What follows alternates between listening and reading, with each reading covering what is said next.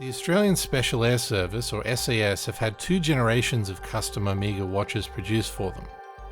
This is the first, based on the 2220.80 or second generation Seamaster Pro 300m diver, powered by coaxial caliber 2500C. From the front, everything on this special piece looks identical to a regular black wave dial Seamaster with the traditional Bond bracelet, but the caseback is entirely unique to the SAS. Each one of these casebacks is individually customized not just for the Australian SAS regiment, but for the individual soldier with their personal service number engraved on the outer edge.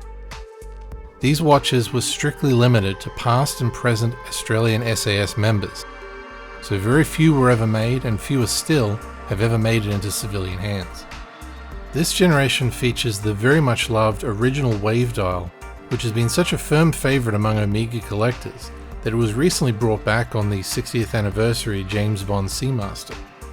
It's a step up from the earlier Seamaster models in that it has the rhodium-plated white gold applied indices for hour markers and for the Omega logo, along with the red Seamaster text, a matching black date wheel, and a higher overall standard of finishing than the first generation of Seamasters. The way these dials catch and scatter the light is simply beautiful and creates a tremendous depth that the later variants just really lack.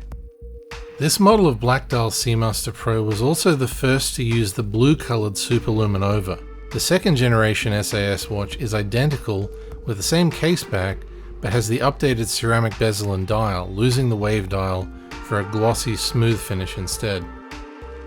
The bracelet is the traditional Bond Seamaster bracelet, 20mm wide and without any taper, featuring a diver's extension built into the clasp. Sizing is done using a pin and bushing method, which is best left to a watchmaker or jeweler to avoid damage, as it does require specialist tools and a little bit of effort.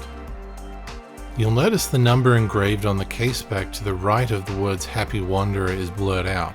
That's not the serial number of the watch, but is actually the serial number of the soldier it belonged to, and is known as the PM keys number.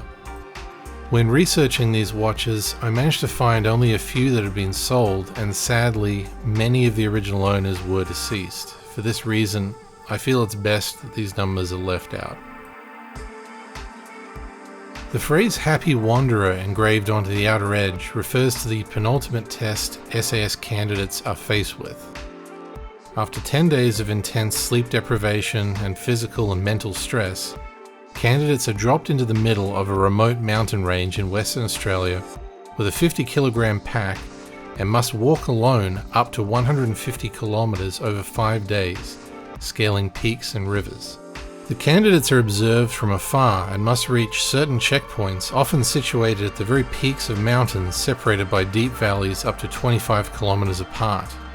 At any point, they can withdraw themselves and admit defeat, but even continuing to persevere is no guarantee of success. Through this trial and others, the vast majority of candidates are weeded out, with only about 10% making it through to become badged members of the SAS regiment. Knowing this, I'm sure the original owner of this piece looked upon it with a great deal of pride for all that he had accomplished as one of our very best. The new owner of this watch is intending to keep it as a long-term part of his collection, and plans to eventually bequeath it to an appropriate Australian museum or memorial to ensure that it ends up in the right hands.